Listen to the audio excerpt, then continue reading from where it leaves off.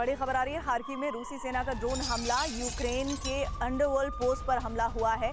हमले में यूक्रेन के 3 सैनिक मारे गए हैं। रूस के हमले का वीडियो सामने आया।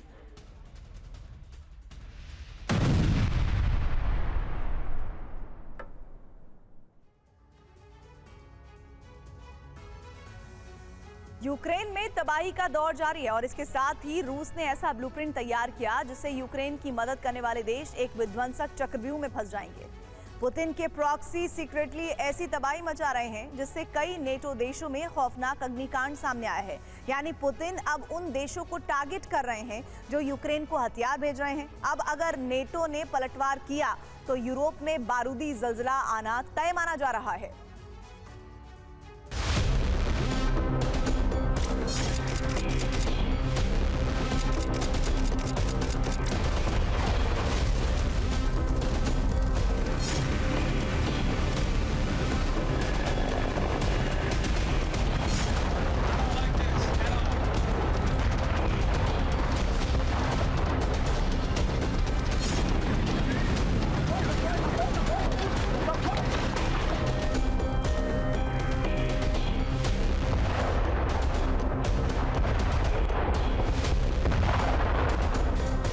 जिसका डर था वही हुआ। अब पुतिन ने यूक्रेन में तबाही के अलावा पूरे यूरोप को खाक करने का प्लान शुरू कर दिया है।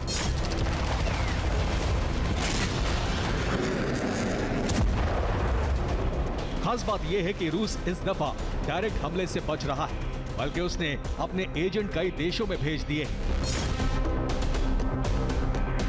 जो नेटो के सदस्य देशों में न सिर्फ तबाही मचा रहे हैं बल्कि कई अहम ठिकानों में आग लगा रहे हैं। आग की वो भयानक तस्वीरें कई देशों से आ रही हैं जिन देशों में रूस इसी तरह से हमले कर चुका है। इनके नाम सुनिए। 17 जनवरी 2023 पेस्विलिस लिथुआनिया, 9 मई 2024 विल्नियस लिथुआनिया, 21 मार्च 2024 वेल्स ब्रिटेन, 17 अप्रैल 2024 लंदन ब्रिटेन, 3 मई 2024 बर्लिन जर्मनी, 23 मई 2024 हैम्बर्ग जर्मनी, 11 मई 2024 वॉर्सो पोलैंड, 22 मई 2024 कोपेनहेगन डेनमार्क। इसके अलावा इसी महीने लातविया की एक फैक्ट्री में भी आग लगी थी, लेकिन उसमें ज्यादा नुकसान नहीं हुआ था। मई के महीने में ही 6 जगह आगजनी हुई जिसके पीछे रूस के एजेंट का हाथ सामने आ रहा है।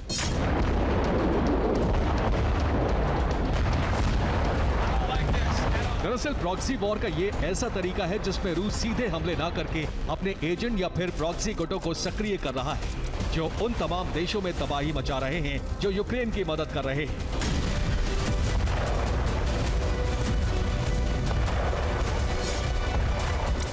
पुतिन की इस प्लानिंग से नेटो तमतमा गया है और उसने रूस पर हमले का ब्लूप्रिंट बना लिया है। नेटो देशों को एकजुट करके बड़ा सैन्य अभियान शुरू कर सकता है, जबकि यूक्रेन में वो पहले ही सैनिक उतार चुका है।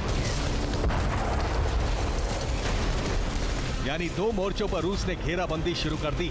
एक तरफ वो यूक्रेन के कई इलाकों पर तेजी से कब्जा कर रहा है तो दूसरी तरफ यूक्रेन के मददगार देशों में प्रॉक्सी अटैक कराकर खौफ पैदा करना चाहता है कि यूक्रेन की मदद का अंजाम कितना भयानक होता है। और इसकी तस्दीक ये तस्वीरें कर रही हैं। ये 2 दिन पहले डेनमार्क की फार्मा कंपनी में लगी आग की तस्वीरें हैं। कोपेनहेगन में मौजूद फार्मा कंपनी में नोवो नॉर्डिस्क का ग्लोबल हेडक्वार्टर है, जहां दिन के वक्त आग की लपटें उठने लगी।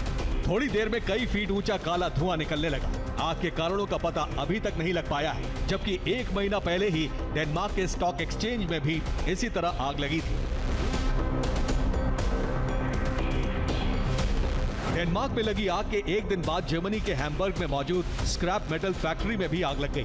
फैक्ट्री में रखा सारा स्क्रैप जलकर खाक हो गया। आगजनी में जबरदस्त नुकसान हुआ है। इससे पहले जर्मनी के बर्लिन में ऑटो फैक्ट्री में भी आग लगी थी। ये पोलैंड के शॉपिंग सेंटर में लगी आग की तस्वीरें हैं, जिसमें शॉपिंग सेंटर का एक बड़ा हिस्सा जलकर खाक हो गया था। आगजनी में कई बड़े ब्रांड्स के स्टोर भी पूरी तरह जल गए थे।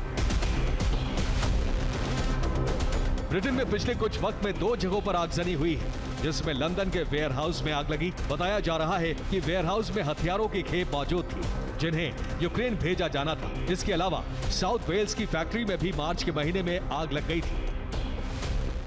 लिथुआनिया में 2 जगह और लातविया में भी आगजनी हो चुकी है, जिसमें रूसी एजेंट का हाथ होने की बात कही जा रही है।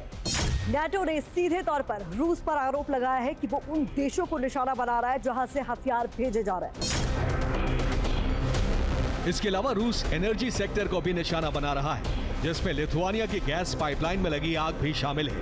वैसे भी बाल्टिक देश रूस के निशाने पर शुरू से हैं। इस बीच पेंटागन की रिपोर्ट से खुलासा हुआ है कि रूस ने फिदाइन दस्ता तैयार कर लिया है, जो नेटो के सदस्य देशों में आतंकी हमला करने की तैयारी में है। इसके लिए भर्ती की जा रही है। साथ ही ईरानी प्रॉक्सी की तरफ से उन्हें ट्रेनिंग दी जा रही है, जो जासूसी के अलावा बड़ा हमला भी कर सके। और इस ट्रेनिंग का जिम्मा वैगनर ग्रुप को दिया गया है, क्योंकि वैगनर लड़ाके देशों में घुसकर हमला करने में माहिर हैं। पुतिन के भरोसेमंद हैं। यही वजह है कि पुतिन के प्रॉक्सी लड़ाकों की ट्रेनिंग वैगनर करा सकते हैं।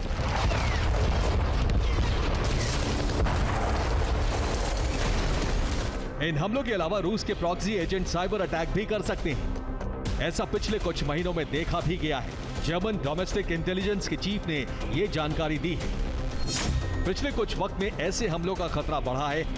प्रशासनिक इमारतों और फैक्ट्रियों में तोड़फोड़, आगजनी की घटनाएं बढ़ रही हैं। हमने इससे जुड़े कुछ रूसी मूल के लोगों को बेवरिया सिटी से गिरफ्तार भी किया है।